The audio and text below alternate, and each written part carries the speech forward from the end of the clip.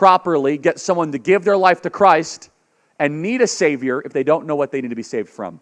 And if we don't talk about sin, which means being off target, then why would a generation ever want to give their life to Jesus? The modern gospel is let's water it down so that everyone will come, and we're going to cast a wide net, and then we're going to give everyone the gospel of Jesus incrementally and slowly. But it turns out that is a lie. Church attendance was going down. Church attendance has sloped down. People are becoming less Christian the last 30 years because churches have become weaker, and they stopped teaching the gospel of Jesus Christ verse by verse, chapter by chapter, and truth by truth. Instead, what we've seen is people show up and they say, they say, why do you go to that church? Well, they have good parking and the coffee's above average, and it's like, it's a rock concert with a TED Talk, and I think, it's a lot of fun.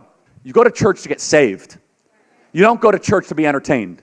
You don't go to church to have great music. You go to church to find out, make sure you're going to heaven, to get your friends to go to heaven, and you can live a more godly life. You go to church to find out, what did Jesus say? What did Jesus teach? What does the Bible teach? And how do I act more like that? And this is where this generation, they want more of that type of teaching. They don't want the watered down nonsense. We don't want to talk about the transgender thing or the homosexuality thing or the abortion thing because we might offend somebody. Everybody, if you are not actively being offended on a daily basis or as every weekly basis when you go to church, your pastor's not doing his job. You know why? The Bible's supposed to be offensive to your flesh. We are faced with this reality where the next generation